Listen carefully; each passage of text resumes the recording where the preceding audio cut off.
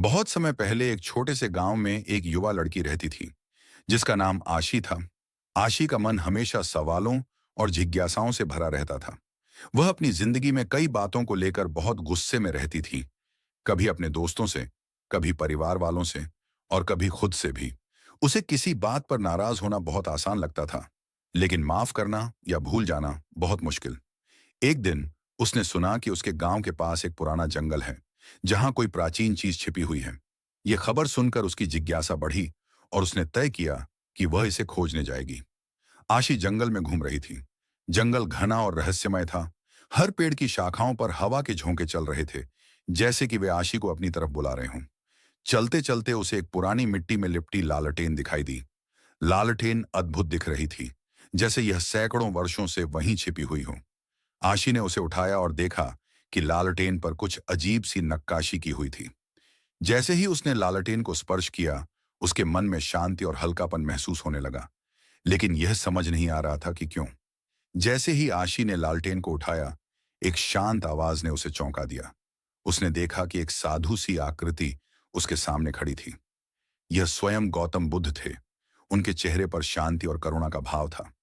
बुद्ध ने आशी से कहा, आशी, यह कोई साधारण लालटेन नहीं है। यह क्षमा की लालटेन है। यह तभी जलती है जब मन में सच्ची क्षमा होती है। आशी को आश्चर्य हुआ और उसने पूछा, लेकिन मुझसे यह क्यों मिली?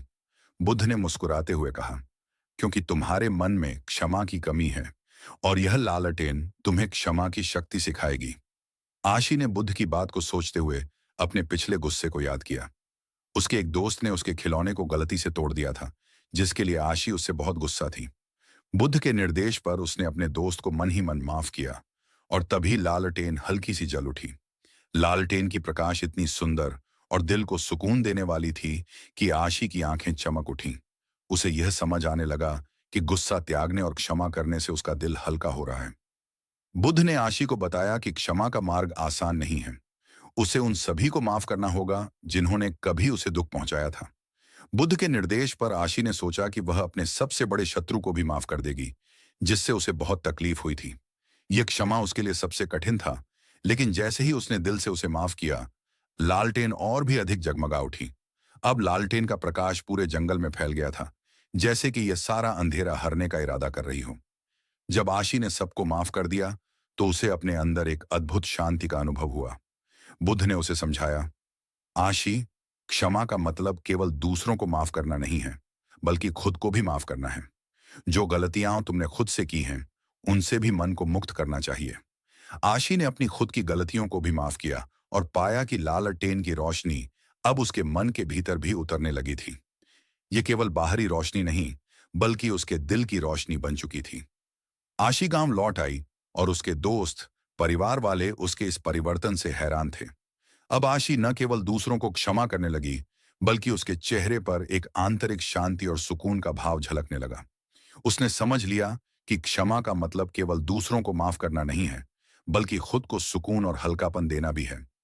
आशी ने अब उस लालटेन को एक यादगार वस्तु के रूप में अपने पास रख लिया, जो उसे हमेशा क्षमा के महत्व की याद दिलाती थी। यह कहानी क्षमा के महत्व को समझाने के लिए है।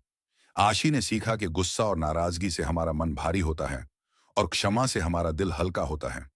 बुद्ध ने उसे सिखाया कि क्षमा एक ऐसी शक्ति है जो हमें सुकून देती है, हमारे मन को हल्का करती है और हमें दूसरों के प्रति दयालु बनाती है।